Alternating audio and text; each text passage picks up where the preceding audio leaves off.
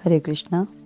सुखमय संडे सत्संग में सभी का हार्दिक अभिनंदन है। श्री गुरुदेव श्री कृष्ण को याद करते हुए शुरू करते हैं आज का सत्संग। फल की प्राप्ति तभी संभव है जब कर्मों का बीज बोया जाए।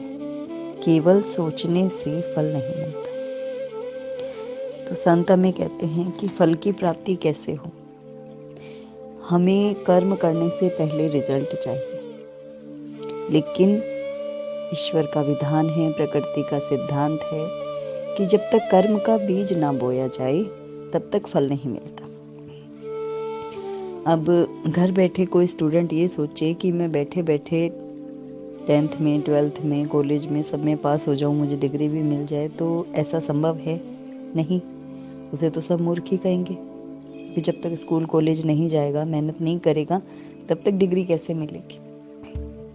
ठीक वैसे ही हम सिर्फ सोचते रहें कि हम ऐसा करें, लेकिन यदि उसके लिए कोई मेहनत, कोई प्रयास, कोई एफर्ट ना करें तो रिजल्ट कैसे मिले। सोचने से किसका भला होता है। लेकिन ईश्वर भक्त के लिए ये एक अपवाद भी है कि सोचने से प्रभु अवश्य मिलते हैं। सांसारिक कार्यों को हमें कर ही उनका रिजल्ट मिलता है, लेकिन प्रभु के बारे में जब हम सोचते हैं, उनका नाम, उनकी छवि, उनकी लीला चिंतन जो सिर्फ हम मन में सोचते रहते हैं, तो सोचते सोचते हमें उनसे प्रेम हो जाता है। हम उनकी चाह करने लगते हैं और उनकी चाह जब दिल में, हृदय में उपजती है तो हम उस मार्ग पर चलने का प्रयास भी करते हैं।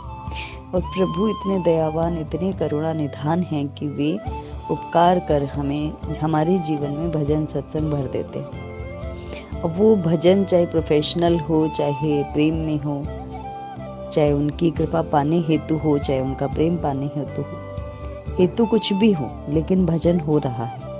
और भजन का कर्म जब हम अपने जीवन में डालते हैं, कर्म का बीज जब हम जीवन में बोते हैं, तो फल रूपी कृष्ण, श्री हरि, श्री ठाकुर, श्री नारायण हमें अवश्य मिलते हैं।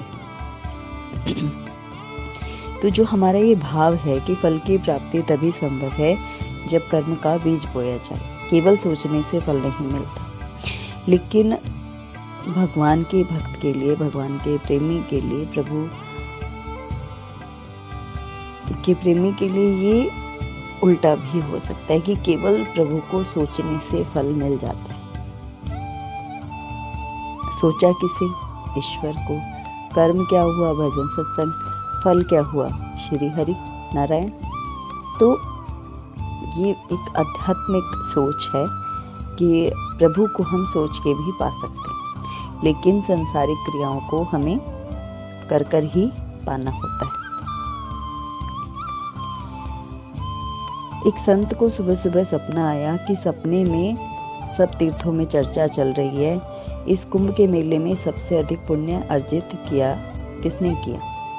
श्री प्रयागराज ने कहा कि सबसे अधिक पुण्य रामू मोची को मिला। गंगा मैया ने कहा कि रामू मोची ने तो गंगा स्नान किया ही नहीं। तो देव प्रयाग ने कहा हाँ, वो तो इधर नहीं आया। रुद्र प्रयाग ने भी कहा वो इधर नहीं आया। प्रयागराज ने भी कहा, लेकिन फिर भी इस कुंभ के मेले में जो कुंभ का स्नान का जो फल है वह रामू मोची को ही मिला। सब तीर्थों ने प्रयागराज से पूछा, रामू मोची किधर रहता है, क्या करता है। श्री प्रयागराज ने कहा वह रामू मोची जूते की सिलाई करता है और केरल में दीवा गांव में रहता है। इतना स्वप्न देखकर वो संत नींद से जाग गए।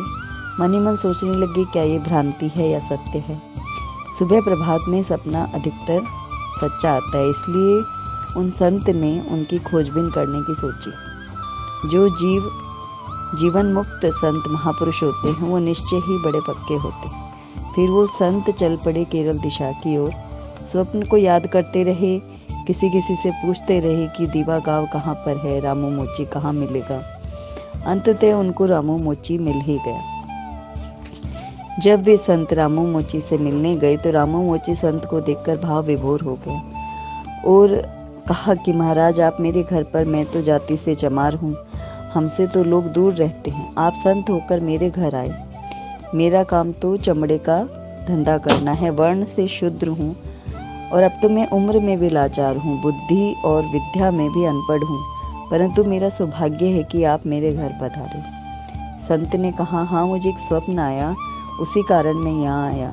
संत तो सब में उसी प्रभु को देखते हैं, इसीलिए हमें किसी प्रकार की कोई परेशानी नहीं है किसी के घर जाने में, मिलने में। संत ने कहा, आपसे एक प्रश्न था कि आप कभी कुंभ के मेले में गए हो और इतना सारा पुण्य आपको कैसे मिला?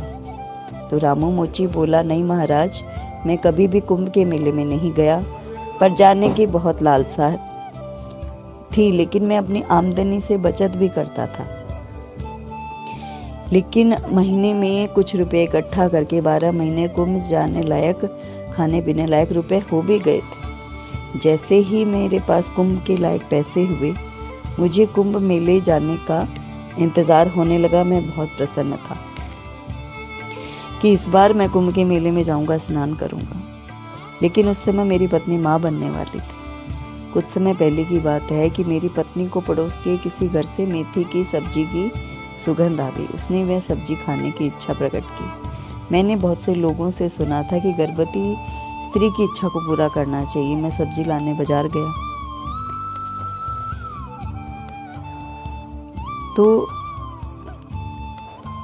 बाजार में मुझे वह सब्जी नहीं मिली, तो मैं उसे पड़ोस के घर से लेने गया कि मेरी पत्नी गर्भवती है, उनको मेथी की सब्जी खानी है, तो क्या वो मुझे अब वो सब्जी अगर आपने बना रखी है तो मुझे दे सकते हैं।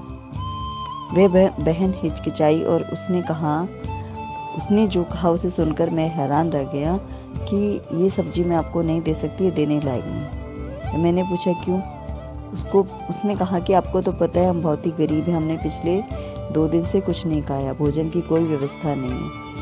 आपके जो ये भैया काफ़ी परेशान हो गए थे, सबसे कर्जा भी ले लिया था, उनको जब कोई उपाय नहीं मिला तो भोजन के लिए घूमते घूमते शमशान की ओर चले गए। उधर किसी ने मृत्यु के बाद अपने पितरों के निमित्त सब्जी रखी थी। वे छिपछिपा कर गए, उधर से ही सब्जी ले आए। अब आप ही कहो, ये अशुद्ध अपवित्र सब्जी मैं आपकी गर्भवती पत्नी के लिए कैसे दूं? उस रामू मोची ने फिर बड़े भावविभोर होकर कहा, यह सब सुनकर मुझको बहुत ही दुख हुआ। इस संसार में केवल मैं ही गरीब नहीं हूँ जो टका जोड़कर कुंभ मेले में जाने को कठिन समझ रहा था। जो लोग अच्छे कपड़े में दिखते हैं, मुसीबत से जूझ रहे हैं, किसी से कह नहीं सकते, इस प्रकार के दिन भी उनको देखने को मिलते, और खुद बीवी और बच्चे को इतने दिन भूख से तड़पते रहते हैं। मुझे बहुत ही अफसोस हुआ कि हमारे पड़ोस में ऐसे लोग रहते हैं जो भूख से विचलित हैं। मैं तो टका जोड़कर गंगा स्नान जाना चाहता था, उनकी सेवा करना ही मेरा कुंभ मेले जाना है, ऐसा सोचकर रामू मोची ने जो इकट्ठे किए थे सब रुपए उस बहन के हाथ में रख दिए। उस दिन उनको हृदय में बहुत ही संतुष्टि हुई, आनंद आया, शांति मिली। तो वो संत बोले, हाँ, इसीलिए मैंने ये सपना देखा, उसमें सभी तीर्थ आपके इस कृत्य की प्रार्थना कर रहे थे। इसलिए संतों ने कहा कि वैष्णव जनते तेने कहिए जो पीड़ पर आई जाने,